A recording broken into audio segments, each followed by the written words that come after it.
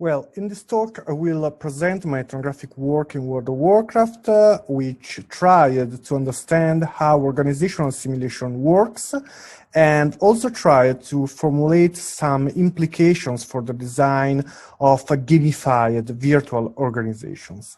So, what is organizational simulation? It's the process by which an outsider becomes a fully integrated member of an organization. This process is central in social computing because social computing has typically approached the creation and growth of virtual organizations as a task of assimilating newcomers. So I thought that it could be interesting to study organizational assimilation in games because in certain games, especially massively multiplayer online role-playing games, the assimilation is highly effective. It means that players fully embrace the identity of the organizations of the game without showing signs of disengagement. So studying the assimilation process in games may be important because it may point out highly effective design mechanisms to integrate newcomers into online organizational structures that can be used even in serious environments like virtual organizations. So I conducted a 4-year participant observation in World of Warcraft, and I've written a personal diary daily. I have interviewed 36 participants and others participants through informal interviews, and also analyzed a lot of documents in form of guides and blog posts, etc.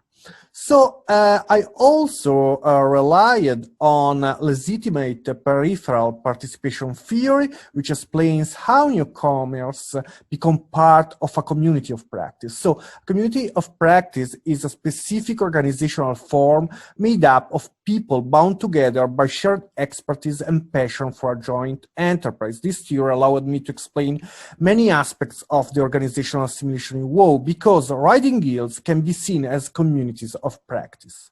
So now I will expose the findings of my research. They can be summarized in 3 main themes that are routines, spaces, and friends, which are related to 3 main mechanisms through which the game assimilates the players into WoW's riding guilds.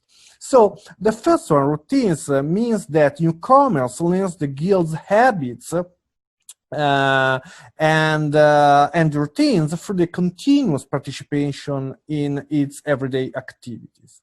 In so doing, they progressively absorb the schedules and the times of the guild, so that the time of the guild substitutes the time of the player's everyday life. And this substitution is supported by a variety of design mechanisms. For example, the fact that raids are reset every 7 days and that they prescribe a player's co-presence. So these design mechanisms encourage the assimilation of the times of the guild.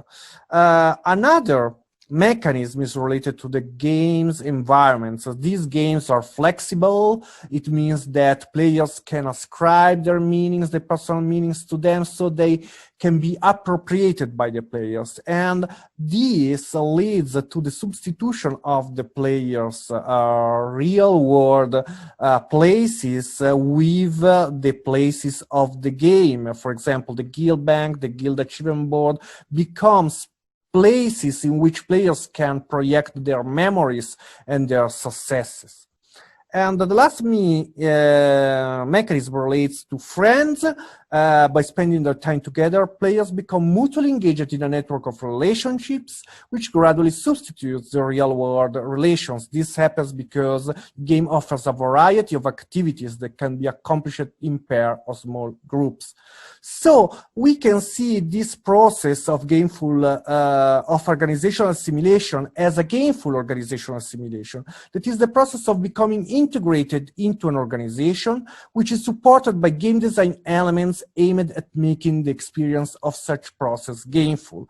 And on the basis of the process, I formulated a variety of design implications, which I don't have the time to outline here, but you can find them in the paper.